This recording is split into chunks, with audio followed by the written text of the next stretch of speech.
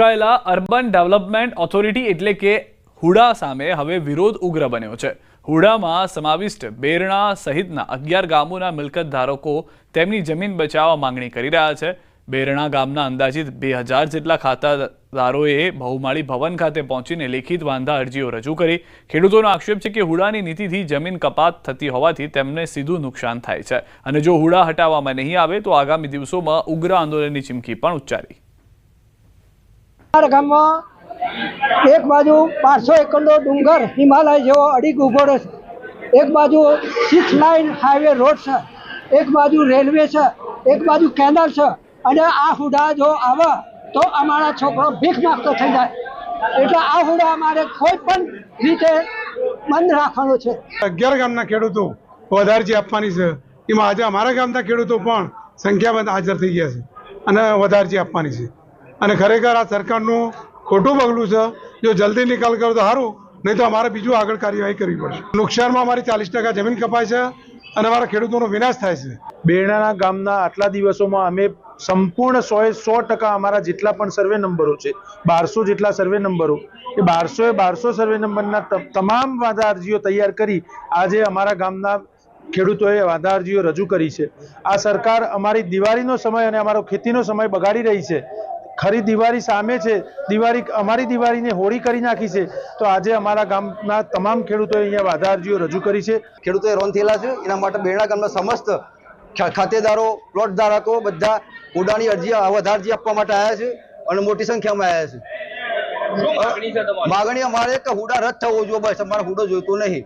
અમારા જમીન મફત બાપ દાદાએ ભેગી કરી રાખી છે અને મફત લઈ લેવાની વાત છે, અમારે બેર આવે એવું નહીં। કોઈ પણ સંજોગે હુડા રદ થઈ જવો જોઈએ અમારે, જો થાય તો આત્મવિલોપન કરવાની બી તૈયારી છે।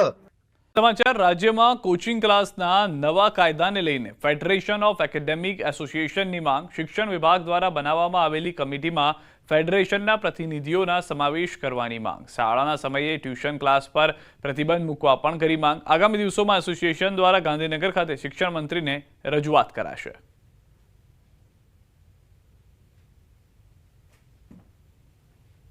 આજે અમે સરકારશ્રીને આવનારા કાયદા બનાવવાની કમિટીની અંદર અમે સ્ટેક હોલ્ડર હોવાથી ફેડરેશનના પ્રતિનિધિઓને સ્થાન મળે તે બાબતની અમે ચર્ચા કરવાના છીએ। આ કાયદો આવ્યા પછી ડે સ્કૂલ જે છે અને કોન્સેપ્ટ સ્કૂલો છે એ સ્કૂલો બંધ થવી જોઈએ। સરકારે એના માટે મજબૂતાઈથી પગલાં લેવા જોઈએ અને શાળાના કેમ્પસની અંદર પણ જે ક્લાસીસ ચાલે છે એ ક્લાસીસને પણ રજિસ્ટ્રેશન ના મળે એવા પ્રકારની વાત જે છે એ અમારી ચર્ચા કરવામાં આ ફેડરેશનની। પીવાનું પાણી પૂરું પાડતા ફ્રેન્ચ વેલમાં રેતી ભરાતા પાણીની તંગી સર્જાય છે। ઉત્તર ઝોનમાં 12 MLD પાણીની અછત સર્જાય। દિવાળી સમયે જ પાણી ના આવતા ગૃહિણીઓ પરેશાન છે। મહીસાગર નદીમાં બનાવેલા ફ્રેન્ચ વેલમાં માટી ભરાઈ જતા પાણી પંપ દ્વારા નથી ખેંચી શકાતું। પાણીની અછત સર્જાતા મ્યુનિસિપલ કમિશનર દોડતા થયા। રજાના દિવસે રાયકા દોડક ફ્રેન્ચ વેલની લીધી મુલાકાત। અન્ય ટાંકીનું પાણી મેળવી પાણીની ઘટ પૂરી કરવા પ્રયાસો હાથ ધર્યા।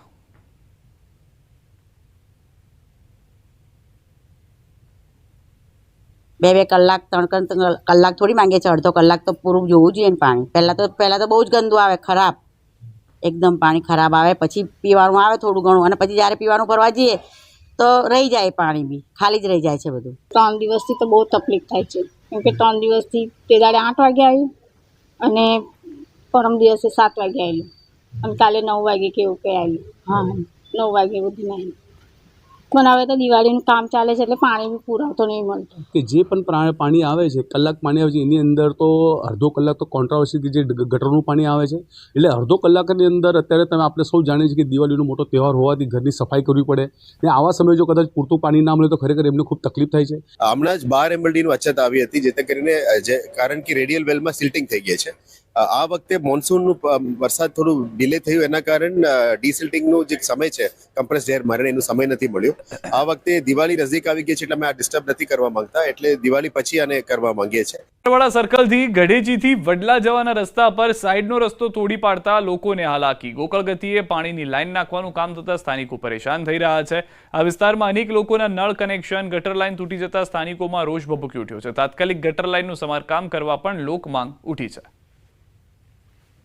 ત્યાં અવારનવાર ગટર લાઈન અને પાણીની લાઈન તોડી નાખવામાં આવે છે। તંત્ર દ્વારા કોઈ પણ જાતની વ્યવસ્થા કરવામાં નથી આવતી મીડિયાના મારફતે તંત્ર અને પ્રશાસનને કહેવા માંગીએ છીએ કે અમારા જે કંઈ નર કનેક્શન અને પાણીના કનેક્શન જે તોડી નાખવામાં આવે છે એનું તાત્કાલિક ધોરણે મરામત કરવામાં આવે. મનસુખ વસાવા આદિવાસીઓ અને ખેડૂતોના પ્રશ્નએ લાલઘૂમ થયા હતા. નર્મદાના ડેડિયાપાડાના નિગમ ગામે વિકાસ સપ્તાહ કાર્યક્રમમાં સાંસદે જાહેર મંચ પરથી કલેક્ટર મામલતદારનો ઉતરો લઈ લીધો. આદિવાસીઓના ઘરના વીજ જોડાણ કાપી નાખવાના મુદ્દે સાંસદે અધિકારીઓને ચીમકી પણ આપી. મકાઈ પકવે છે પણ એ ડેડિયાપાડાના કેટલાક વેપારીઓ 2100 ભાવ ચાલે છે એના બદલે 1800 ને 1900 આપે છે. ભાઈ મામલતદાર સાહેબ, ટીડો સાહેબ, આના સાથે જે અધિકારી જોડે કહી દો એવા વેપારીને કાં તો કેસ કરો. ચાલો અહીંયા આદિવાસી છેતરવા આવ્યા છે એ તો બંધ કરી દેવું પડે ભાઈ. લાઇટ બિલ પણ ભરે છે, ઘરવેરો પણ ભરે છે. 15-20 વર્ષથી કોઈને કઈ દેખાયું ના ને હમણાં 10 દિવસ નોટિસ આપવાનું ચાલુ કર્યું છે. એમનો વીજ કનેક્શન કાપી નાખ્યું છે. ભાઈ આ બહુ ગંભીર બાબત છે. પછી અધિકારીઓ એમ ના કે એમ મનસુખ એમને તતડાવે છે. જે બી હોય તો અમારો સંપર્ક કરો ભાઈ મામલતદાર સાહેબ. આ બધું નહીં ચાલે. તમે મામલતદાર થઈ કે અહીંયા તાલુકાના રાજા નથી એટલું સમજી લેજો. કોઈ ગરીબ લોકોને રંજાડવાનું એક કોઈ સંજોગોમાં ના ચલવી લે. કલેક્ટરને પણ કહી દો કોઈ પણ પ્રોજેક્ટ અહીંયા લાવતા પહેલા અમારી સાથે પરામર્શ કરે. કલેક્ટર કઈ એનો રાજા નથી ભાઈ. અમને શા માટે તમે છંછેડો છો? અમે વિકાસમાં માનીએ છીએ, તમારા પણ સહકારની જરૂર છે. એક હાથે તાળી નથી પડતી. વિકાસ કરવો હોય તો પદાધિકારી ને અધિકારીઓ બધા સાથે મળીને, પણ ગરીબ જનતાની આદિવાસીઓને રંજાડવાનું ના હોય ને.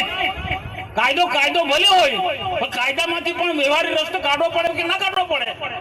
ગઈકાલે થયેલી હિંસા બાદ આજે બોટાદના હળદળ ગામમાં શાંતિનો માહોલ છે. સમગ્ર ગામમાં પોલીસનો કાફલો તૈનાત કરાયો છે.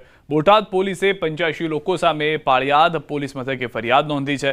તો આ તરફ મામલો થાળે પડતા ત્રીજા દિવસે માર્કેટિંગ યાર્ડ શરૂ થયું. યાર્ડ દ્વારા હરાજી શરૂ રાખવાની જાહેરાત થતાં ખેડૂતો મોટી સંખ્યામાં પોતાનો કપાસનો માલ લઈને યાર્ડમાં પહોંચ્યા હતા. હિંસાની આ ઘટના બાદ પોલીસ એક્શનમાં આવી અને 60થી વધુ લોકોની અટકાયત કરી. બીજી તરફ આ મામલે જૂનાગઢના રેન્જ આઈજી નિલેશ જાદડિયા ઘટના સ્થળે પહોંચ્યા અને સમગ્ર ઘટનાને લઈને નિરીક્ષણ કર્યું. આ સમગ્ર મામલે હવે રાજકારણ પણ ગરમાયું છે. બોટાદમાં થયેલી હિંસા મામલે પ્રવક્તા મંત્રી ઋષિકેશ પટેલે જણાવ્યું કે કેટલાક બહારથી આવેલા લોકોએ તોફાન કર્યા છે. તો આ તરફ કોંગ્રેસે ગુંડાગીરી કરતા અસામાજિક તત્વો સામે કાર્યવાહી કરવાની માંગ કરી છે.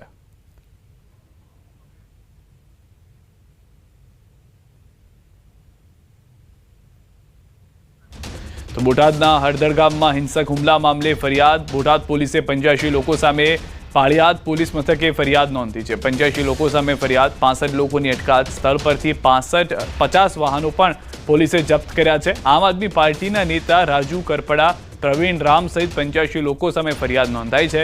પોલીસ પર હુમલા પ્રકરણમાં પોલીસનો મોટો ખુલાસો. આ પ્રકરણમાં હળદળના ગ્રામજનોનો સમાવેશ નહોતો, પરંતુ બહારના જિલ્લાના લોકો હતા અને આ સભા માટે હળદળ ગ્રામ પંચાયતની મંજૂરી પણ નહોતી લીધી. આ લોકો જૂનાગઢ, બોટાદ, સુરેન્દ્રનગર જિલ્લાના લોકો બહારથી આવીને અહીં હોબાળો કર્યો હતો, જે તમામ આમ આદમી પાર્ટીના આગેવાનો અને કાર્યકરો છે. આ પ્રકરણમાં 307 રાયોટિંગ, પૂર્વ આયોજિત કાવતરું રચવા સહિતની કલમો હેઠળ ગુનો નોંધાયો છે. પથ્થરમારો કરનાર લોકો આસપાસના તાલુકાઓ અને જિલ્લાઓમાંથી આવ્યા હતા, જેઓ આસપાસના વાડી વિસ્તારમાંથી છુપી રીતે સભા સ્થળ સુધી પહોંચ્યાની માહિતી પોલીસે આપી છે.